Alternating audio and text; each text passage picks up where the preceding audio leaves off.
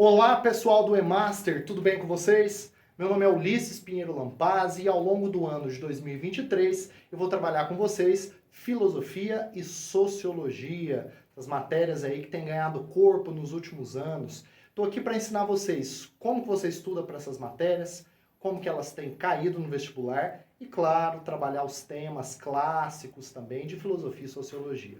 Muito que bem, se você comparar os primeiros anos do Enem para esses últimos que vocês vêm prestando, vocês vão perceber que muitas vezes as duas matérias juntas caem mais até do que história, mostrando então que realmente nós ganhamos espaço nos últimos anos. Mas começando pela filosofia, a gente nota que é uma matéria que existe pelo menos aí há 700 séculos antes de Cristo, que começa ali com os pré-socráticos. O que é filosofia?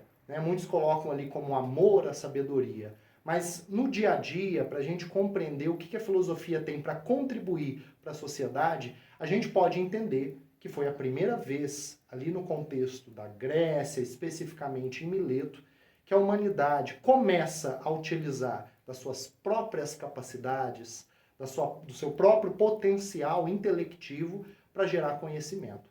Abandonando paulatinamente, aos poucos, a mitologia que era usada até então.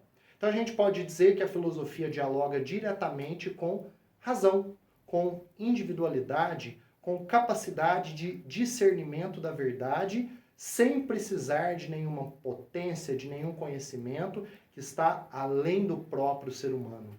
É uma afirmação, um atestado da sua própria capacidade de gerar conhecimento. Muito que bem. A gente pega lá os primeiros filósofos, os chamados pré-socráticos. Nesse primeiro momento, que eles estavam buscando ali, era o entendimento sobre como o mundo surgiu. Então, qual foi o primeiro elemento ali, né? Então, foi o apeiron, foi o ar, foi a água, isso que nós chamamos de arquê, elemento primitivo que deu origem a todas as coisas. Olha como que isso dialoga já com a química. Demócrito e Leucipo foram os filósofos ali naquele momento, na antiguidade, antes de Cristo, antiguidade grega, que afirmaram que tudo surgiu do átomo. Então eu tenho certeza que o seu professor de química já citou esses dois autores para vocês. Uma dúvida muitas vezes que os alunos me trazem é: como que eu estudo para filosofia? Eu devo estudar filosofia como eu estudo história? Então grandes eventos da história, grandes nomes? Mais ou menos. Eu falo que a filosofia é uma arte, né? É uma ciência, é um conhecimento conceitual. Então, o que vocês precisam saber é que existem movimentos ao longo da história com autores específicos e esses autores trabalharam conceitos específicos. Então, por exemplo, já começamos com o primeiro aqui, pré-socráticos, você tem que passar pelo arquê, o elemento primitivo que deu origem a todas as coisas. Depois, você tem que saber que ali em Sócrates nós temos uma revolução, a revolução da dialética socrática, né? Naquele momento em que ele, através do diálogo, começa a gerar conhecimento. Não mais a busca de um elemento que teria gerado tudo. Aqui a gente vai ver que a preocupação dele é entender o próprio ser humano, a vida, a moral, o certo e o errado, por isso que ele foi conhecido até como o inventor da filosofia moral. Ele dizia que não criava nada, que não chegava com uma verdade pronta. Ele apenas fazia perguntas, desconstruía aí os valores daquele momento e por isso mesmo foi perseguido e condenado à morte. É importante você saber que Sócrates foi o mestre de Platão. E Platão, a partir de Sócrates, desenvolve várias teorias. Quem aqui nunca estudou Alegoria da Caverna, popularmente conhecido como o mito da caverna, a noção, na verdade, de que esse mundo material em que nós vivemos é um mundo ilusório, é um mundo falso, a verdadeira vida está alhures, ou seja, é metafísica, ou seja, está além da matéria. Assim, nós viveríamos aqui quase que como um teste, né, uma série de vivências para evoluirmos até o momento que nós conseguiríamos aí nos libertarmos dessa caverna. Isso fez sentido para o Aristóteles, discípulo de Platão, até certo momento. Até o ponto em que ele proclama que, na verdade, nós não devemos ser racionalistas, que a verdade não é metafísica, que a única coisa que nós temos para fazer filosofia e, por desdobramento, ciência, Vamos lembrar aqui aquele apelido que a filosofia ganhou de mãe da ciência, né? A partir da filosofia que surge a ciência, que vem até os dias de hoje, ciência moderna, contemporânea e por aí vai. Mas isso fez sentido para Aristóteles até certo momento, mas ele percebeu que, na verdade, a matéria era o caminho do conhecimento. Por isso, eu preciso de observação da matéria. É a matéria que é palpável, que consegue me trazer conhecimentos consistentes.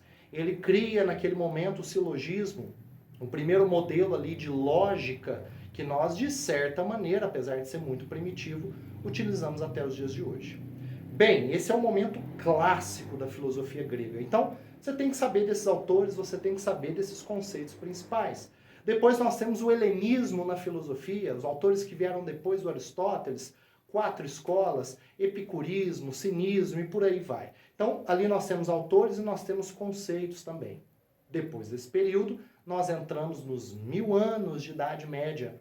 Muitas vezes, filosofia e história dialogam diretamente. Então, é claro que vai auxiliar muito a compreensão da filosofia desse período quando você sabe como era a história daquele momento. Então, a Idade Média, feudalismo, um período de fechamento intelectual, fechamento científico, nós vemos isso também na filosofia. A filosofia deve se dobrar aos dogmas católicos daquele momento.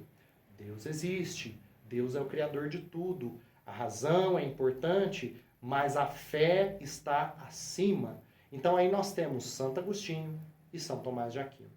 Muito que bem, depois na história nós vamos para a Idade Moderna, na filosofia também. Nós temos aí a entrada da filosofia moderna, uma grande revolução na filosofia, com autores como Francis Bacon, David Hume, John Locke, René Descartes, que uns racionalistas, os outros empiristas, mas eles trazem uma renovação. Na Idade Moderna, modernização também na filosofia. E aí a gente vai caminhando nesse debate. Depois nós passamos pelo clássico dos clássicos. Desafio você a pegar um vestibular que, seja na história, seja na filosofia, não caia iluminismo. Iluminismo, século XVIII, França, Paris, vários conceitos sendo construídos ali. Conceitos que influenciaram Conferência Mineira, independência dos Estados Unidos, Revolução Francesa, direitos humanos e que vem até os dias de hoje na nossa sociedade. Autores como Kant, como Rousseau, como Voltaire, como Diderot foram fundamentais para trazerem a filosofia ao que ela é hoje. Então, autor, conceito, isso é fundamental.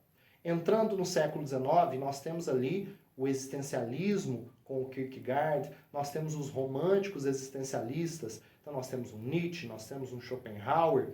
Um pouco antes deles, nós temos o Hegel também, com uma nova proposta dialética, né? Então ali não mais a pergunta e resposta como método, mas o entendimento da história de que as ideias dos seres humanos, em choque com a realidade material, gera sempre uma nova realidade. São valores muito importantes que depois influenciam Marx, mas aí é papo para a sociologia. Então, ao longo do século XIX, nós temos esses grandes autores, terminando ali com Edmund Husserl, pai da fenomenologia, que abriu uma terceira via de conhecimento. Não mais racionalismo versus empirismo. Agora eu tenho que entender que todo conhecimento nasce no indivíduo. É o indivíduo, dentro da sua própria capacidade, que é a chave para a gente entender como o conhecimento é feito. Ou seja, a forma como esse indivíduo, posto no mundo, com uma bagagem cultural que o precede, que vai formar a sua visão de mundo. Portanto, a sua forma, a sua capacidade de compreender a realidade. Entramos no século XX, temos o existencialismo do Sartre, temos ali os pós-modernos. No frigir dos ovos, porque tudo isso a gente vai trabalhar ao longo do ano, com exercícios, com muito bate-papo aí, com muitas questões levantadas, a gente vai aprofundar todos esses tópicos. Saiba então que filosofia vai nessa linha. Você pega o autor, você pega o contexto histórico e o conceito. Não tem como errar. Filosofia, então, essa mãe da ciência, esse conhecimento humano que abriu aí a humanidade para a razão, para comprovação e nos trouxe, de certa maneira, até aqui. Então, muito obrigado, gente. Aqui é apenas uma introdução ao que a gente vai trabalhar ao longo do nosso ano. Espero vocês um bom 2023, que vem aí com muitas aprovações. Um prazer.